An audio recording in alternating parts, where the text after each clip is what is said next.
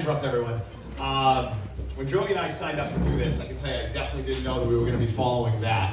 I would have 100% said no to this.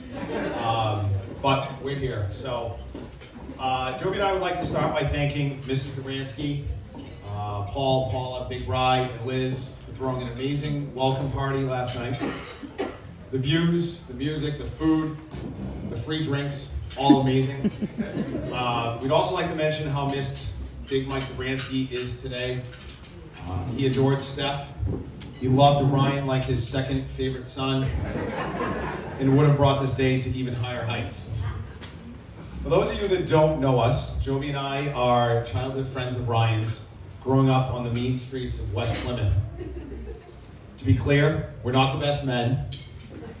Most would argue if we're even halfway decent men. But Ryan offered us $100, and I have mouths to feed, so here we are. I never thought I'd see this day. Ryan, the notorious serial dater, Tinder aficionado, Bumble stalker, finally finding the one. Ryan has dated girls from all over the globe, though preferring those from the continent of Asia. Yet has found the love of his overvalued life in the town that we grew up in. In typical Ryan fashion, choosing a girl from West Plymouth royalty. For those of you that don't know, Steph grew up on Lisa Ave, which is equivalent of Boardwalk or Park Place in Monopoly. It's where grown adults would go trick-or-treating for king-size candy bars before that was a thing. Ryan's no fool, always looking to trade up in social classes, hence his group of college friends. Welcome. Steph.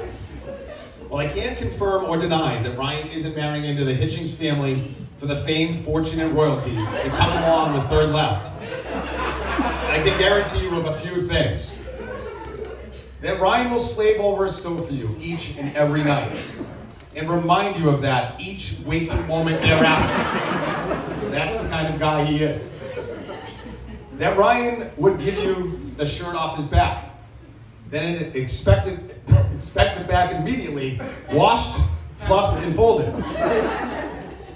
That Ryan will argue the Blue Album by Weezer is the single greatest musical masterpiece outside of Third Left's smash hit, Goonies' birthday song.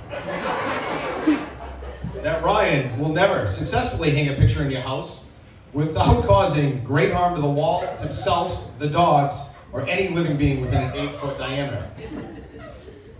That Ryan will pick each and every restaurant you dine at for the rest of your lives. Not because he's a gentleman, but because he is an egotistical Nazi. That Ryan will turn your yard into a weed-infested, overgrown jungle, which will ultimately lead to your eviction from the town of Hingham. He asked me how to rake his yard last week. True story.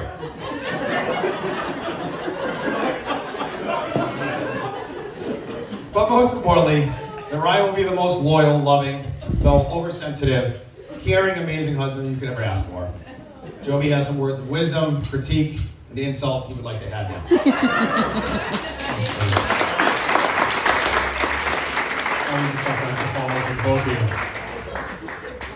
I figured what we could do now is to take this opportunity to talk through Ryan's incredibly unrealistic, astronomically high standards on a wide range of subjects together.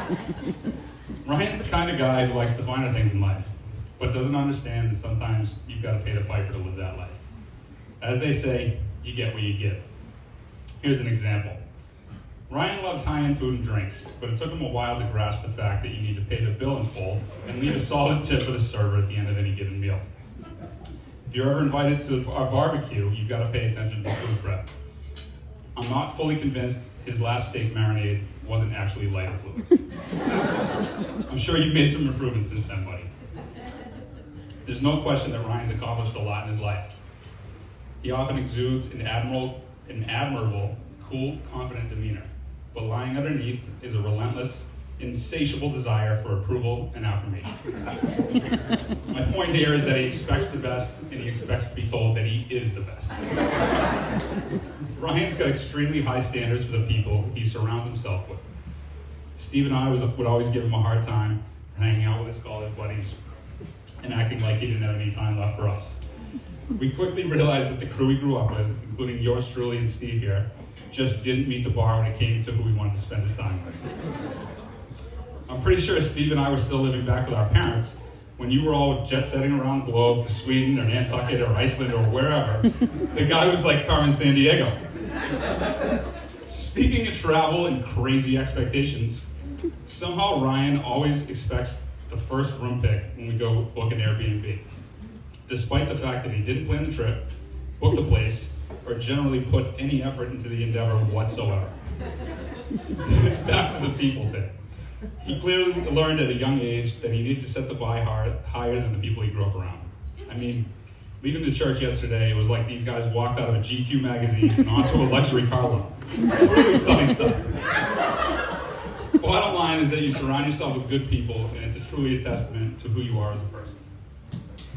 Lastly, and most importantly, Ryan's always had unrealistically high standards when it came to finding a life partner. We knew Ryan was always looking for the dream female companion, and we honestly started to lose a little hope for him. He'd go on a date and always find something wrong with a small, minor trait or a little thing that wouldn't seem to be a big deal to anybody else, and cut things off at the pass because she couldn't pronounce duck confit correctly, or didn't like Metallica or something. Let me be clear, we were worried. The guy clearly had higher standards set for himself than anybody believed a rational human being should aspire for, especially when you're stuck with his personality and the fact that at any given time he looks like he just walked out of a clearance sale at the Banana Republic.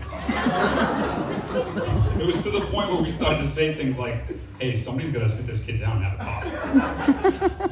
Cut to give or take 3 years ago when Steph came back into his world. She seemed to check all the boxes almost instantly. It was amazing. That certainly never happened before. Being the right fit for Ryan should be held as the highest compliment, given where his sights were. And we're talking Hollywood standards here. I'm really pumped for the two of you and the life you've already built together. Some things we probably need to uncover about your path here. I mean, you don't get to the coast of Hingham in a cul-de-sac nonetheless without stepping on the necks of some other members of society, but here you are.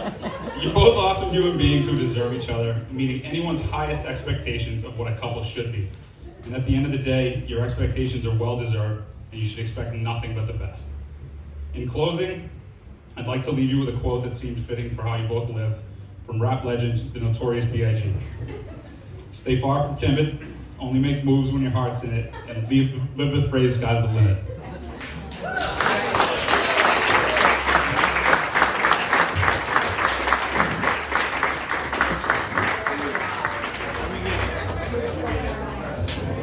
No?